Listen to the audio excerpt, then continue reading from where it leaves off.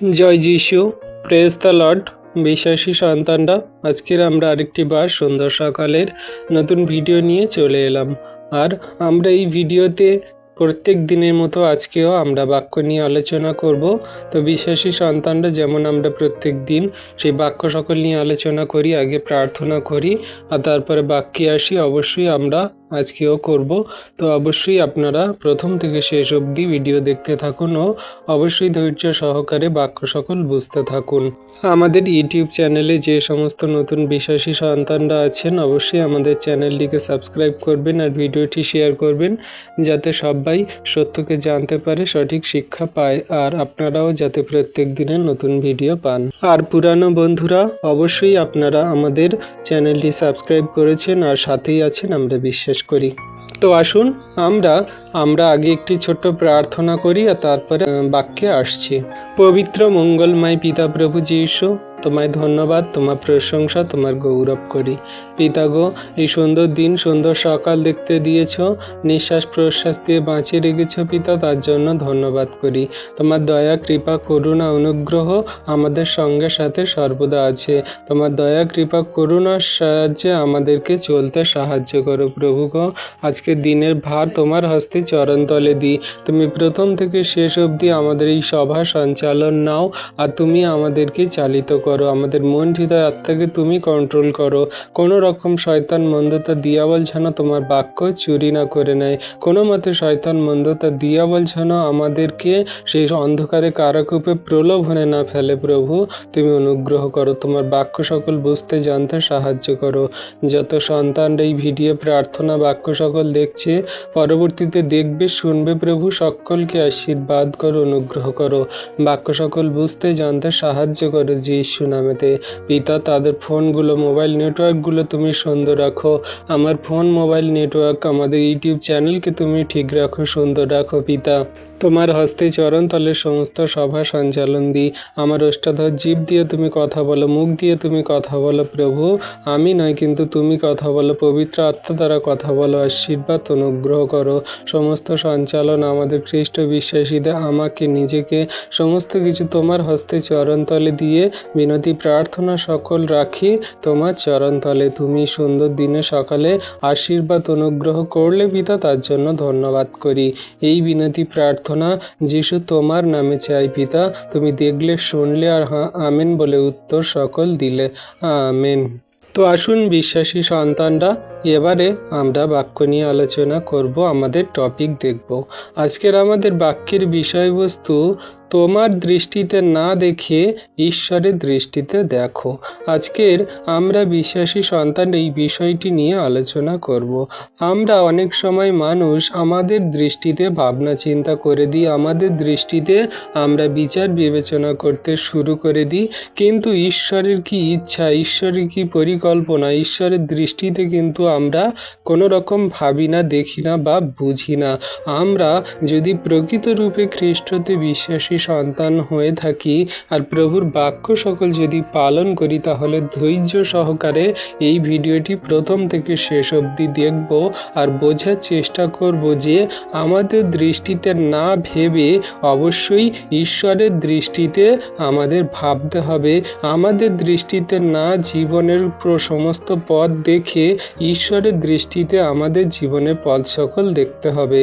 তাই আজকের বিষয়টি খুবই গুরুত্বপূর্ণ। সবাই ধৈর্য সহকারে ভিডিওটি দেখতে থাকুন আর বাক্য সকল বোঝার চেষ্টা করুন। আমরা যে বিশ্বাসী সন্তানরা আমরা আত্মিকভাবে জীবনযাপন করি বা চলার চেষ্টা করি, আমাদের কিন্তু এটা বুঝতে হবে যে ঈশ্বরের দৃষ্টিতে আমাদের জীবনের পথ সকল কেমনভাবে আমরা দেখব। আমরা এই বিষয় নিয়ে একটু আলোচনা করি। প্রথম আমরা যদি 1 নম্বরে দেখি, মানুষ যেমন দেখে ঈশ্বর তেমন দেখেন না। তাহলে আমরা যে মানুষ, আমরা যেমনভাবে এই জীবনের পথ সকল দেখি, আমরা যেমনভাবে বিচার করি, বিবেচনা করি, কিন্তু ঈশ্বর তেমনভাবে দেখেন না। ঈশ্বরের বিচার বিবেচনা, ঈশ্বরের সংকল্প পরিকল্পনা সকল আলাদা। যেমন প্রভুর বাক্যে তিনি বলছেন, যিশাইয় 55 অধ্যায়ের 8-9 পদে কি বলছে? কারণ সদাপ্রভু কহেন, আমার সংকল্প ও তোমাদের সংকল্প এক নয়, এবং তোমাদের পথ ও আমার পথ সকল এক নয়, কারণ ভূতল হইতে আকাশমণ্ডল যত উঁচু, তোমাদের পথ হইতে আমার পথও, তোমাদের সংকল্প হইতে আমার সংকল্প তত উঁচু। আমেন। তাহলে বিশ্বাসী সন্তানরা দেখো, এখানে প্রভু আমাদেরকে স্পষ্ট রূপেই কিন্তু জানিয়ে দিচ্ছে, আমরা মানুষ যেভাবে চিন্তা ভাবনা করি, সংকল্প করি, আমরা যে পথে চলি, সেগুলোর থেকে কিন্তু ঈশ্বরের পথ, ঈশ্বরের পরিকল্পনা সম্পূর্ণই আলাদা। তিনি বলছেন যে মানুষ যা কিছু সংকল্প করে, সেগুলোর থেকে আমার সংকল্প সম্পূর্ণ আলাদা। তোমাদের সংকল্প আর আমার সংকল্প এক নয়, এবং তোমাদের পথ এবং আমার পথ সকল এক নয়। আমরা জগতের মানুষ, আমাদের জগতের চিন্তা ভাবনা, জগতের টাকা পয়সা, ধন সম্পদ উপার্জন করার ইচ্ছা, পরিবার ফ্যামিলি জনের চাহিদা পূরণ করার ইচ্ছা, আমাদের নিজেদের প্রতিপত্তি, মান যশ খ্যাতি পাওয়ার ইচ্ছা, আমাদের পথ সকল কিন্তু সম্পূর্ণ জাগতিক দিক দিয়ে আলাদা, আর ঈশ্বরের সম্পূর্ণ আলাদা।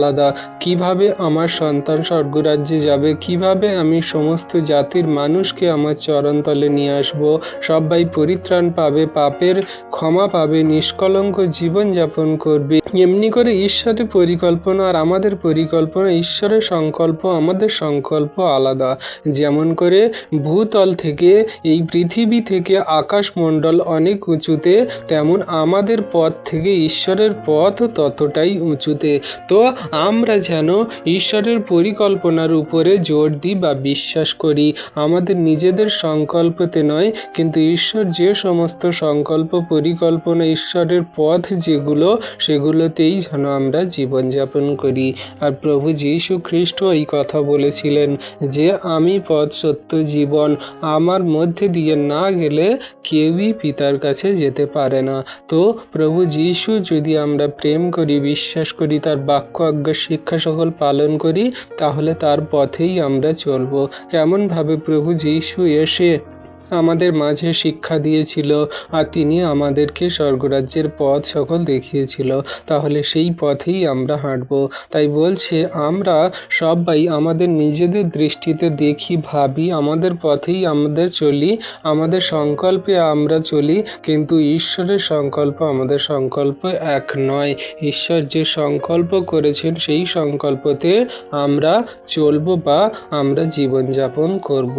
আমরা বলছি যে আমার দৃষ্টিতে আমি চলব, কিন্তু ঈশ্বর বলছে যে আকাশ থেকে, পৃথিবী থেকে আকাশে যত উঁচুতে, তেমন তোমাদের থেকে আমার সংকল্প ততটা উঁচুতে। তো এমনি করে আমরা ঈশ্বরের দৃষ্টিতে দেখি, আমাদের জীবন সুন্দর হবে এবং সুখদায়ক হবে, শান্তিময় হবে। তাহলে এই কথার সঙ্গে সরাসরি মিলে যায় এই বাক্যটি, যা প্রভু আমাদেরকে আরেকটি বাক্যতে জানাচ্ছে। মানুষ বাহরূপ দেখে, কিন্তু সদাপ্রভু হৃদয় দেখেন, যেটা তিনি বলছেন বাক্যেতে। 1 শমূয়েল 16 অধ্যায়ে 6-7 পদ। এখানে কি বলছে? পরে তাহারা আসিলে তিনি ইলিয়াবের প্রতি দৃষ্টিপাত করিয়া মনে মনে কহিলেন, অবশ্য সদাপ্রভুর অভিষিক্ত ব্যক্তি তাহার সম্মুখে। কিন্তু সদাপ্রভু শমূয়েলকে কহিলেন, তুমি উহার মুখশ্রীর ও কায়িক দীর্ঘতার প্রতি দৃষ্টিপাত করিও না, কারণ আমি উহাকে অগ্রাহ্য করিলাম। কেননা মনুষ্য যাহা দেখে তাহা কিছু নয়, যেহেতু মনুষ্য প্রত্যেক বিষয়ের প্রতি দৃষ্টিপাত করে, কিন্তু সদাপ্রভু অন্তঃকরণের প্রতি দৃষ্টিপাত করেন। আমেন। তাহলে বিশ্বাসী সন্তানরা দেখো, এইখানে সেই শমূয়েল আর সেই দাউদের বিষয়ে জানাচ্ছে, যে যেশয়ের পুত্র যে সেই দাউদ ছিল, সেই দাউদের বিষয় এখানে তুলে ধরছে। আপনারা যদি এই 1 শমূয়েল 16 অধ্যায়ের 1 থেকে পুরো পদটা পড়েন, তাহলে এইখানে পাবেন যে শমূয়েল এসেছিল সেই ঈশ্বরের নির্দেশে, যে তুমি যাও আর দাউদের মাথায় তৈল তৈল ঢেলে তুমি তাকে অভিষিক্ত করো নতুন রাজার জন্য, আমি তাকে রাজা হিসাবে, রাজা পদে আমি তাকে নিযুক্ত করব। কিন্তু শমূয়েল জানতো না যে সেই দাউদ রাজা হবে।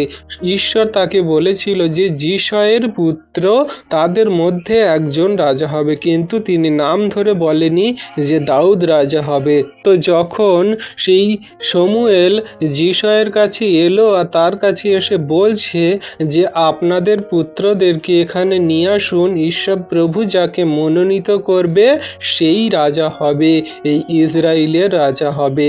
তো তখন কি করলো না, যিশয় একে একে তার 7 পুত্রকে নিয়ে আসলো, কিন্তু তার সেই কনিষ্ঠ পুত্র সে মাঠে ছিল, তাকে নিয়ে আসেনি। আর ঈশ্বর সেই 6 জনকে তিনি সেই মনোনীত করেনি, কিন্তু লাস্টে সেই দাউদকেই মনোনীত করেছিলেন আর তার মাথায় তেল ঢেলে অভিষিক্ত করেছিল। তাহলে ঈশ্বর প্রভুর পরিকল্পনা আর মানুষের পরিকল্পনা সম্পূর্ণ আলাদা। শমূয়েল ভেবেছিল যে বড় জ্যেষ্ঠ সেই বোধহয় যিশয়ের পুত্রদের মধ্যে যে বড় জ্যেষ্ঠ সেই বোধহয় হবে রাজা, তাকেই বোধহয় ঈশ্বর প্রভু মনোনীত করবে, কারণ সে লম্বা চওড়া মুখশ্রী সুন্দর সুশ্রী ছিল, বা সে হাইটে অনেক কিছুতে সে শক্তিবান বলবান ছিল, সেই বোধহয় হবে। কিন্তু ঈশ্বরের পরিকল্পনা সম্পূর্ণ আলাদা, ঈশ্বরের চিন্তাভাবনা, ঈশ্বরের পদ সম্পূর্ণ আলাদা। তাই ইলিয়াবের প্রতি যখন দৃষ্টিপাত করলো শমূয়েল আর ভাবলো বোধহয় এই রাজা হবে, একেই বোধহয় অভিষিক্ত করবে, কিন্তু ঈশ্বর প্রভু কি বলছে, শমূয়েল তুমি উহার মুখশ্রীরও কইক দৃষ্টিপাত করিও না, কারণ তোমরা সেই বাইরের সেই দিকটা দেখো, কিন্তু ঈশ্বর প্রভু অন্তঃকরণ দেখে, তার মন দেখে, তার হৃদয় দেখে, তার ভিতরের চিন্তা ভাবনা সকল দেখে। তাই আমাদের পরিকল্পনা ঈশ্বরের পরিকল্পনা, আমাদের পদ ঈশ্বরের পদ সম্পূর্ণ আলাদা। তাই আমাদের দৃষ্টিতে না ভেবে আমরা ঈশ্বরের দৃষ্টিতে যদি ভাবি দেখি, তাহলে আমাদের কাছে সম্পূর্ণ পরিষ্কার স্পষ্ট হয়ে যাবে।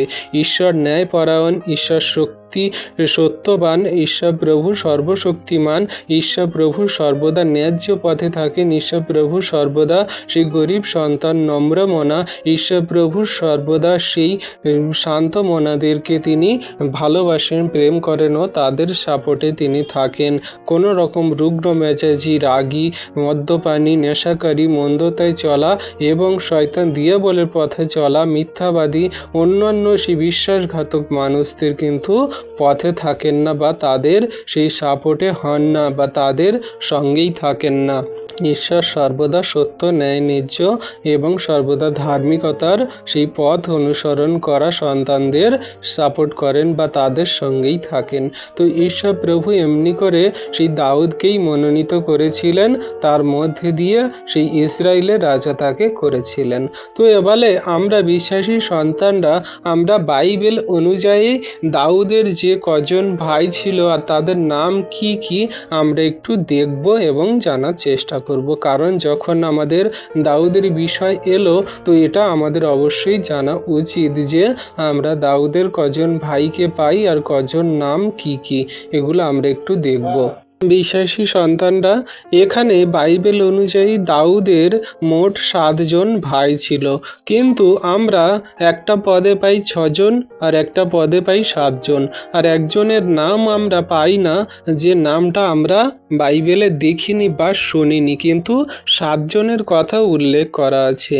1 সামুয়েল যে 16 অধ্যায়ের 10 থেকে 11 পদ অনুযায়ী এই তথ্য জানা যায় যে দাউদের 7 ভাই ছিল, কিন্তু 1 বংশাবলী 2 অধ্যায় 13 থেকে 15 পদ অনুযায়ী যিশয়ের পুত্ররা ছিলেন 6 জন, কিন্তু এমনি করে সেই অনেক রকমভাবে একটু বিভেদ হয়, কিন্তু 7 জন বা 6 জন, দুজনটার মধ্যে একজন হবে, তো অবশ্যই 7 জন আমাদের এই বিষয়ে জানাচ্ছে।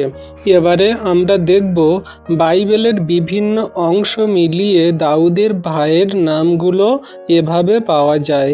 1 বংশাবলী 2 অধ্যায় 13 থেকে 15 পদ অনুযায়ী যিশয়ের পুত্ররা ছিলেন 1 ইলিশাব প্রথম, 2 অবিনাদব দ্বিতীয়, 3 শিমরা মানে সামরা তৃতীয়, চতুর্থ নথনিয়েল, পঞ্চম রাদ্দাই, ষষ্ঠ ওতসেম, আর সপ্তম দাউদ সবচেয়ে ছোট।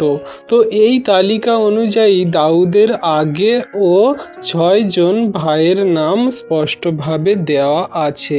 তবে 1 শমূয়েল 16 অধ্যায় 10-11 পদ থেকে বোঝা যায় যিশয়ের মোট 8 পুত্র ছিল, অর্থাৎ দাউদের ভাই ছিলেন 7, কিন্তু তাদের মধ্যে একজনের নাম বাইবেলে উল্লেখ করা হয়নি। তো আমাদের বিষয়বস্তু এটাই যে আমরা 6 দেখি বা 7 দেখি বা 8 দেখি, এখানে বিষয় নয়, বিষয় হচ্ছে দাউদের বিষয়। দাউদের ভাইদের মধ্যে 6 নাম জানা আর একজনের নাম অজানা। তো এগুলো আমাদের বিষয় নয়। আমরা যেন সেই নামকে, যে যিশয়ের পুত্র দাউদের নামকে ঈশ্বরপ্রভু গুরুত্বপূর্ণ বানিয়েছিলেন, সেই নামকেই যেন আমরা গুরুত্ব দিই। তো একজনের নাম আমরা পাই না বা 6 না 8, এটা আমাদের বিষয় নয়। বিষয় হচ্ছে যে দাউদের মধ্যে দিয়ে যে ঈশ্বরপ্রভু আশীর্বাদ নামিয়েছিল আর সেই ঈশ্বরপ্রভু দাউদকে মনোনীত করেছিল, সেই দৃষ্টি রেখেই আমাদের জীবনযাপন করা উচিত বা বোঝা উচিত বাক্য সকল। মানুষ আমাদের ভুল, দুর্বলতা, অতীত, ব্যর্থতা দেখে, কিন্তু ঈশ্বর দেখেন হৃদয়ের অবস্থা, মনোভাব, বিশ্বাস ও সম্ভাবনা। তাই আমরা ঈশ্বরের দৃষ্টিতে দেখব এবং ঈশ্বরের দৃষ্টিতে ভাবনা চিন্তা করব, ঈশ্বরের পথ ধরেই চলব। দাউদের কথাই ধরো, তার পরিবার পর্যন্ত তাকে রাজা হিসেবে কল্পনাই করেনি, কিন্তু ঈশ্বর তাকে দেখেছিলেন রাজা হিসাবে, তাই তিনি মনোনীত করেছিলেন এবং তার পরিকল্পনা অনুযায়ী তিনি কার্য সকল করেছিলেন। তাই আমরা প্রভুর উপরে যদি বিশ্বাস রাখি, তার আজ্ঞা শিক্ষা সকল পালন করি, ঈশ্বর প্রভু আমাদের জীবনেও মহিমা কার্য করবেন, আশীর্বাদ করবেন। শুধু আমাদের দৃষ্টিতে না দেখে, আমাদের দৃষ্টিতে না পরিকল্পনা ভাবনা করে, ঈশ্বরের দৃষ্টিতে দেখা, ঈশ্বরের বিষয়ে ভাবনা চিন্তা এবং তার পরিকল্পনায় চলা, এটাই হলো আমাদের শিক্ষা, যা প্রভু আজকের দিনে আমাদেরকে জানাচ্ছে। এবার আমরা 2 নম্বর বিষয় দেখব, পরিবার, সমাজ বা প্রতিবেশীর চোখ, ঈশ্বরের চোখ। আমরা জগতের মাঝে পরিবার, সমাজ, প্রতিবেশীর চোখ দিয়ে ভাবনা চিন্তা করি, দেখি, বুঝি বা সেই মতো চলি, কিন্তু ঈশ্বরের চোখ দিয়ে যদি আমরা দেখি, আমরা বুঝি, আমরা ভাবি, তাহলে বাক্য আমাদেরকে সঠিক রূপে জানাবে, বোঝাবে। অনেক সময় আমরা শুনি, তুমি কিছুই না, তোমার দ্বারা হবে না, তুমি কোনো কিছু পারবে না, তুমি ব্যর্থতা, তুমি লুজার, তুমি কোনো কিছুতে সফল নও। এমনি করে মানুষ অনেক রকম অনেক কিছু কথা আমাদের বলে, তানা দেয়, অনেক রকম আমাদেরকে আমাদের দুর্বল করার জন্য কথা বলে, কিন্তু ঈশ্বর বলেন তুমি ভিন্ন, তুমি আলাদা। ঈশ্বর আমাদের আলাদা কিছু করে দেখিয়েছে বা আলাদা কিছু শক্তি প্রদান করেছেন। আমরা জগতের থেকে আলাদা, আমরা অন্যান্য মানুষের থেকে আলাদা। তাই ঈশ্বর প্রভু আমাদেরকে মনোনীত করেছে, তার চরণ তলে আনয়ন করিয়েছে। আমার চিত্ত তোমাদের চিন্তা নয়, আমার পথ তোমাদের পথ নয়। ঈশ্বর প্রভু তিনি বলছেন, জিরমীয় 29 অধ্যায় 10-11 পদে আমাদেরকে জানাচ্ছে, বলছে, বস্তুত সদাপ্রভু এই কথা কহেন, বাবিলের সম্বন্ধে 70 বৎসর সম্পূর্ণ হইলে আমি তোমাদের তত্ত্বাবধান করিব এবং তোমাদের পক্ষে আমার মঙ্গল বাক্য সিদ্ধ করিব, তোমাদিগকে পুনর্বার এই স্থানে ফিরাইয়া আনিব। কেননা সদাপ্রভু বলেন, আমি তোমাদের পক্ষে যে সকল সংকল্প করিতেছি তাহা আমি জানি, সেই সকল মঙ্গলের সংকল্প অমঙ্গল নয়, তোমাদিগকে শেষ ফল ও আশা সিদ্ধি দিবার জন্য। Amen, hallelujah. তাহলে দেখো বিশ্বাসী সন্তানরা, ঈশ্বর প্রভু তিনি যে আমাদের জন্য সংকল্প সকল করেছে, সেটা আমাদের ভালো, সেটা আমাদের জন্য উত্তম মঙ্গলের সংকল্প। আমরা জগতের মাঝে অনেকজন আছি, আমরা দুশ্চিন্তায়, দুর্ভাবনায়, খারাপ কঠিন পরিস্থিতিতে, মানুষের অনেক লাঞ্ছনা গঞ্জনা, মন্দ কথাতে, অনেক অনেক রকমভাবে আমরা দুর্বল হয়ে পড়ি, আমরা কিছুই পারবো না, আমাদের দ্বারা কিছু হবে না, আমাদের দ্বারা কোনো কিছু সম্ভব নয়। ঈশ্বর প্রভু কিন্তু অন্য কথাই বলে যে তুমি যে নির্বাসনে আছো, তুমি যে সমস্ত মন্দতায় খারাপ কঠিন পরিস্থিতিতে তোমার জীবন সকল চলছে, আমি তোমাকে সেই সমস্ত জায়গা থেকে ওঠাবো, আমি তোমার তত্ত্বাবধান করব, আমি তোমার পক্ষে সিদ্ধ মঙ্গল বার্তা সকল দান করব। আমার বাক্য মঙ্গলজনক। তুমি যদি আমার উপর বিশ্বাসী রাখো, তুমি যদি আমার আজ্ঞা শিক্ষা সকল পালন করো, তাহলে তোমাদেরকে আমি পুনর্বার আবার আমি আমার স্থানে আমার চরণতলে ফিরিয়ে আনবো। আবার তোমাকে সুন্দর জীবন দান করব, সুন্দরভাবে থাকতে সাহায্য করব। আমি সদাপ্রভু, আমি তোমাদের পক্ষে যে সমস্ত সংকল্প করেছি সেই সংকল্পের বিষয় আমি জানি, তোমরা হয়তো জানো না, জগতের মানুষ জানে না, তোমাদের প্রিয়জন ফ্যামিলিজন জানে না, কেউই জানে না, কিন্তু আমি জানি। আমি যে সকল সংকল্প তোমার জন্য করেছি তা মঙ্গলের, তা অমঙ্গলের নয়। তুমি শুধু আমার উপরে বিশ্বাস রাখো, তুমি আমার সেই বাক্যেতে কার্যকারী হও, তুমি আমার প্রেমে চলো, নম্রতায় ধৈর্য থাকো, তোমাদের শেষ ফল আশা সিদ্ধি দেওয়ার জন্য আমি সংকল্প করেছি। তাহলে ঈশ্বর প্রভু যে শেষ ফল আমাদেরকে দেবে তা অনন্ত জীবন, অনন্ত রাজ্যে তিনি আমাদেরকে রাখবেন, পাপের ক্ষমা দিয়ে সম্পূর্ণ সিদ্ধতায় আমাদেরকে ঈশ্বর প্রভু সেই অনন্ত রাজ্যে রাখবেন। তাহলে আমরা তার উপরে বিশ্বাস রাখি, তার দৃষ্টিতে ভাবনা চিন্তা করি, তার উপরে আমরা দৃষ্টিপাত করি, তার চিন্তায় আমাদের চিন্তা স্বরূপ করি, তিনি আমাদের জন্য সমস্ত আশীর্বাদ যুক্ত করবেন, যা তিনি এই বাক্য দ্বারা আমাদেরকে জানাচ্ছে, বোঝাচ্ছে এবং শেখাচ্ছে। মানুষের বিচার সীমাবদ্ধ, কিন্তু ঈশ্বরের দৃষ্টিতে ঈশ্বরের বিচার চিরন্তন ও পরিপূর্ণ, যা তিনি আমাদেরকে দিয়ে থাকেন। তাই মানুষের বিচারে আমরা যেন সেই কোনো রকম দুর্বল না হয়ে পড়ি, মানুষের বিচারে যেন আমরা নিজেদেরকে জাজ না করি, কিন্তু ঈশ্বরের দৃষ্টিতে আমরা চিরন্তন, ঈশ্বরের দৃষ্টিতে আমরা পরিপূর্ণ। ঈশ্বর প্রভু যে বিচারে আমাদেরকে বিচার করবেন সেটাই হলো আসল প্রকৃত বিচার, যা তিনি আমাদেরকে সেই বিচার আসনের সামনে দাঁড় করাবেন আমাদের সেই বিচারের সময়। তো আমরা সেই বিচারের জন্য প্রস্তুত হই, যেন আমরা স্বর্গরাজ্যে থাকতে পারি, যেন আমরা তার যোগ্য সন্তান হতে পারি, যেন আমরা সেই ঈশ্বরের ধার্মিক সন্তান হতে পারি। আমরা সেই মতো জীবনযাপন করি, তার দৃষ্টিতে ভাবনা চিন্তা করি, তার দৃষ্টিতে আমরা জীবনযাপন চলাফেরা করি। ঈশ্বর প্রভু আমাদের সকলকে আশীর্বাদ অনুগ্রহ করবে, আমরা বিশ্বাস করি যিশু নামেতে। এবারে বিশ্বাসী সন্তানরা আমরা 3 নম্বর বিষয় দেখব। নিজের চোখে নিজেকে ছোট ভাবলেও ঈশ্বর ছোট ভাবেন না। এটা আমাদের জন্য খুবই গুরুত্বপূর্ণ। আমরা নিজেরাই নিজেদের চোখে ছোট করে দেখি, ছোট ভাবি, আমি পাপী, আমি জঘন্য, আমার দ্বারা কিচ্ছু হবে না, আমি দুর্বল, আমি অযোগ্য, আমি হয়তো নিজেকে অনেক রকমভাবে মন্দতায় জীবনযাপন করে ফেলেছি, আমি ডাকলে ঈশ্বর প্রভু শুনবে না, আমার প্রার্থনা ঈশ্বর শোনে না, উত্তর দেয় না, হয় না কিছু, আমি স্বর্গরাজ্যে যাব না। এমনি করে আমাদের নিজের মনে নিজে আমরা অনেক কিছু ভাবনা চিন্তা আমরা করে আমরা শয়তান দিয়াবলকে আরও প্রশ্রয় দিই। আমরা দুর্বল হয়ে পড়ি, আমরা অযোগ্য পাপী হয়ে আমরা এমনভাবে মন্দতায় চলে যাই যে ঈশ্বরের বাক্য বা ঈশ্বরের দৃষ্টিতে আমরা ভাবি না, নিজেদের চোখে নিজেরা ছোট করি, কিন্তু ঈশ্বরের দৃষ্টিতে আমরা ভাবি না বা বুঝি না। কিন্তু ঈশ্বর প্রভু বলেন, আমি আশ্চর্য রূপে নির্মিত, আমি তোমাকে সেই মাতৃগর্ভ থেকে বুনেছি, আমি তোমার সেই প্রাণ দিয়েছি, আমি তোমার তৈরি করেছি, আমি শিল্প কার্য দিয়ে তোমাকে গড়েছি, মাতৃগর্ভে আমি তোমাকে বুনেছি, আমি তোমার রচনা করেছি।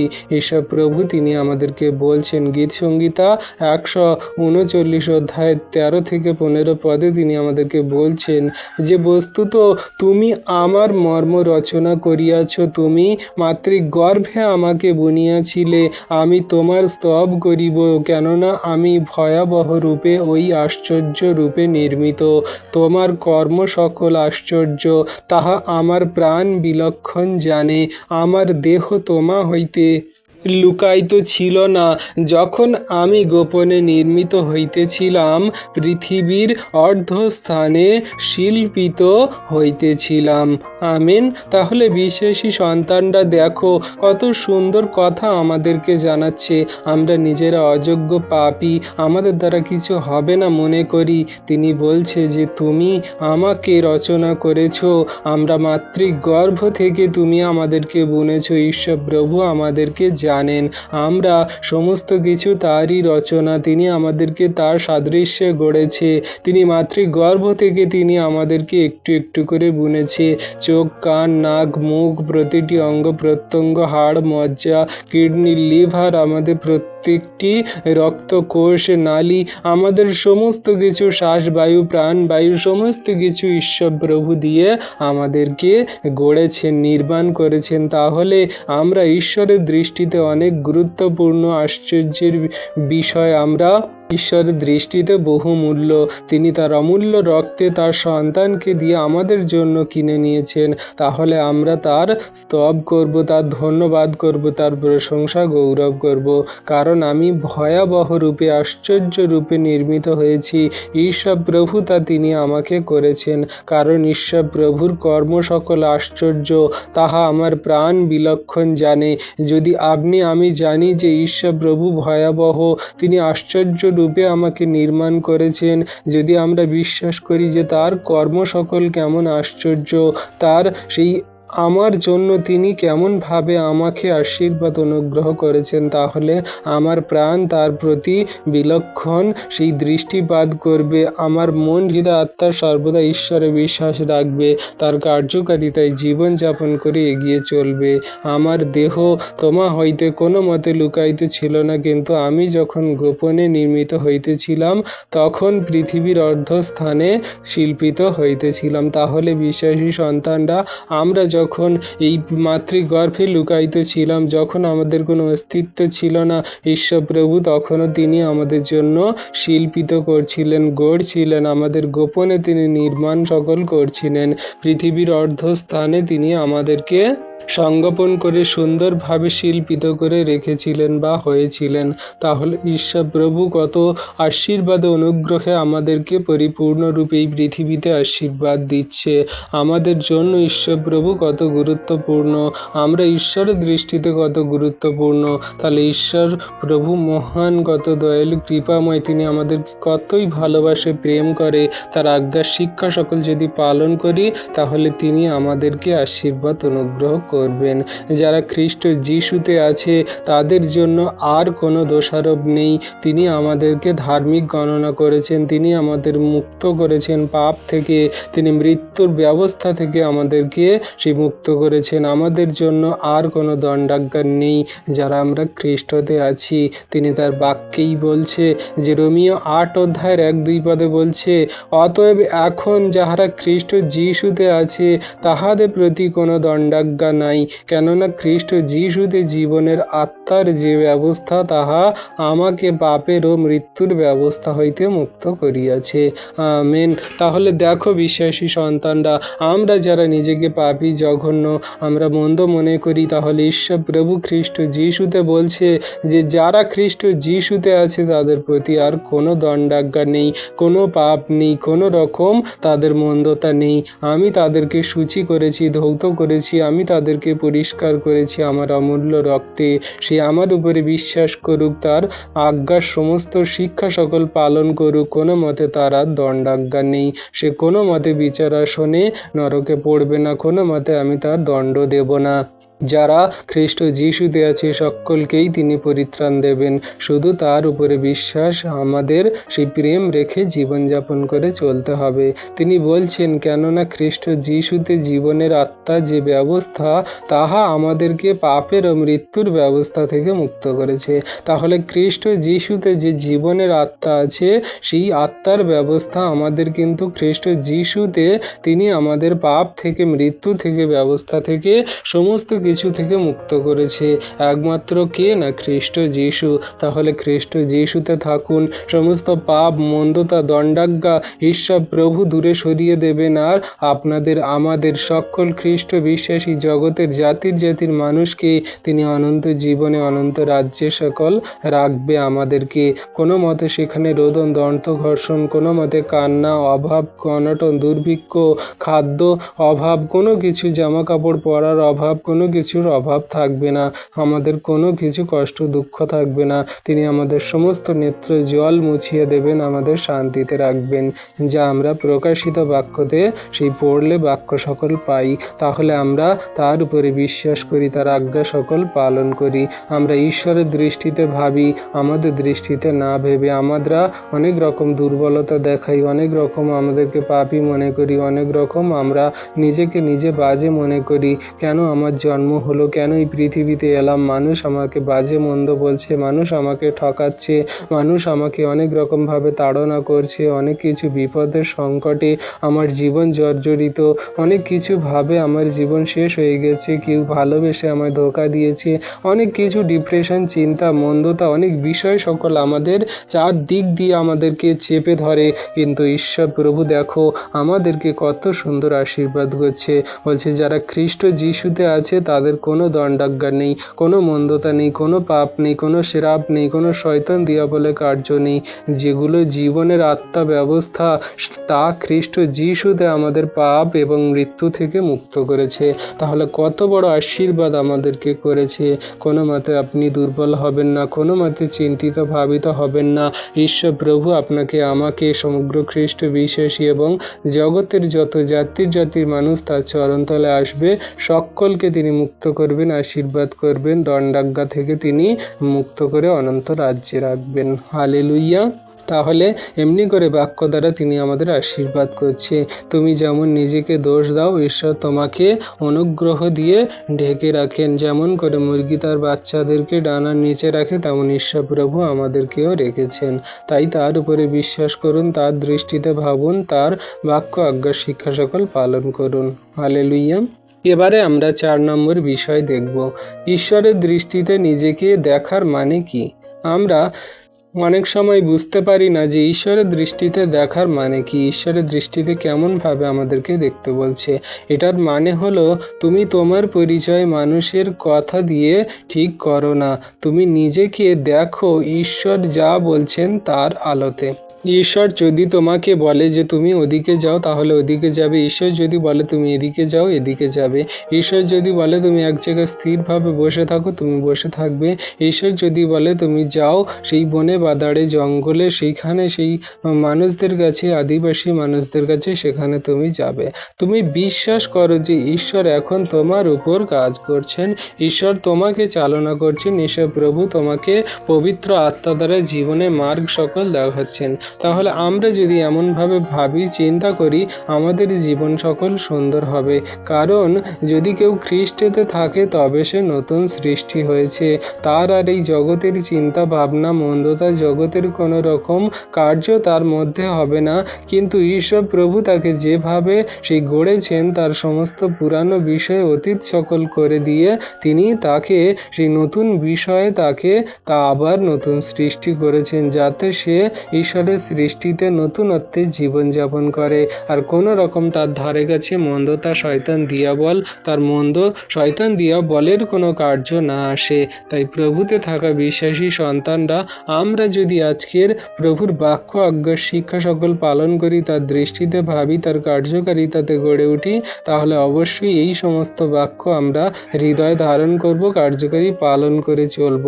এখানে বলছে 2 করন্থীয় 5:17 পদে তিনি আমাদেরকে বলছে, ফলত কেহ যদি খ্রিস্টে থাকে তবে নতুন সৃষ্টি হইল, পুরাতন বিষয়গুলি অতীত হইয়াছে, দেখো সেগুলি নতুন হইয়া উঠিয়াছে।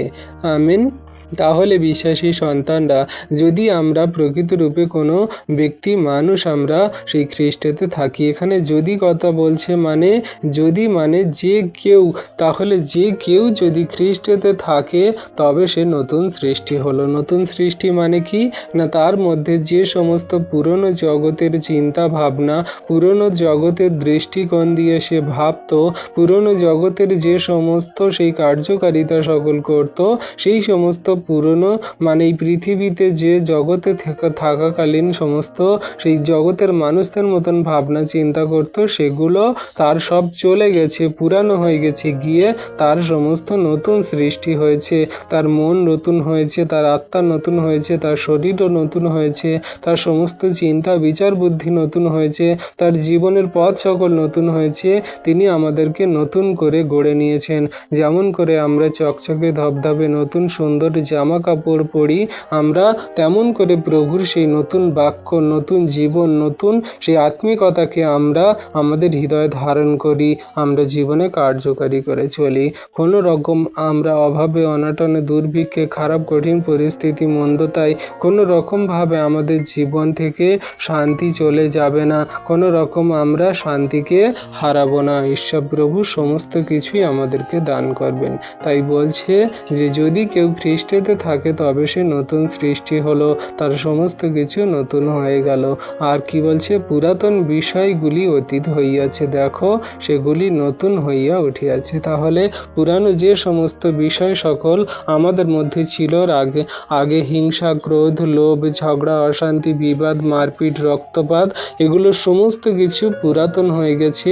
আর ঈশ্বর প্রভু নতুন করে আমাদেরকে গড়ে নিয়েছেন, নতুন করে আমাদেরকে সৃষ্টি করেছেন, যাতে আমরা অনন্ত জীবন পর্যন্ত খ্রিস্টের উপরে বিশ্বাস রেখে তার বাক্য, আজ্ঞা, শিক্ষা সকল পালন করে চলতে পারি। তাই তো ঈশ্বর প্রভু আমাদেরকে আজকে বলছে যে তোমাদের দৃষ্টিতে দেখো না, তোমাদের দৃষ্টিতে ভেবো না, তোমাদের দৃষ্টিতে চিন্তা ভাবনা করো না, ঈশ্বরের দৃষ্টিতে ভাবো, দেখো ঈশ্বরের দৃষ্টিতে চিন্তা ভাবনা করো।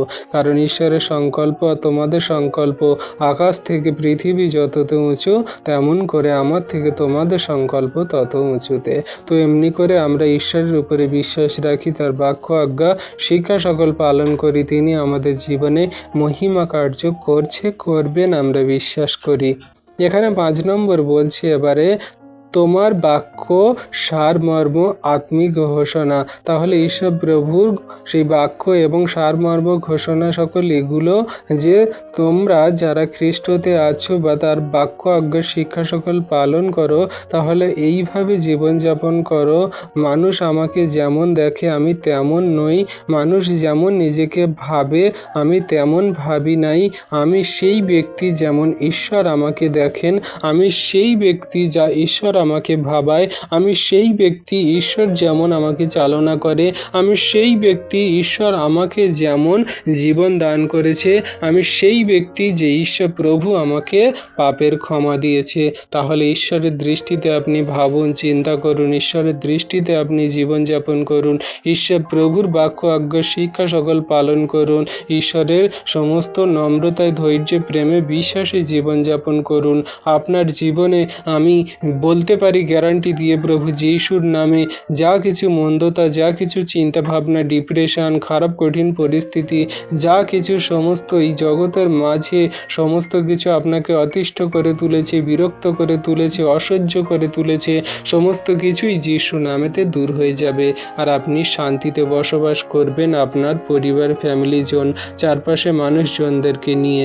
কারণ আমরা জগতের দৃষ্টিতে ভাবতাম বলে জগতের মতন আমাদের সমস্ত দুঃখ, কষ্ট, ব্যথা, বেদনা, চিন্তা, মন্দতা, নানান রকমের খারাপ কঠিন পরিস্থিতি আসতো। কিন্তু যখন আমরা ঈশ্বরের দৃষ্টিতে বাক্য অনুযায়ী ভাববো, ঈশ্বরের দৃষ্টিকোণ দিয়ে আমরা দেখব, আমাদের জীবন সকল সুন্দর হবে, সুখদায়ক হবে, প্রেমময় হবে, আনন্দদায়ক হবে এবং শান্তিপূর্ণ হবে। হালেলুইয়া। তাহলে বিশ্বাসী সন্তানরা, আমরা আমাদের নিজেদের দৃষ্টিতে নয় কিন্তু ঈশ্বরের দৃষ্টিতে দেখব। তাই আজকের আমাদের টপিক কি ছিল? তোমার দৃষ্টিতে না দেখে ঈশ্বরের দৃষ্টিতে দেখো। আমরা ঈশ্বরের দৃষ্টিতে দেখব, আর ঈশ্বর প্রভু আমাদেরকে ভরপুর আশীর্বাদ যুক্ত করবেন আমরা বিশ্বাস করি।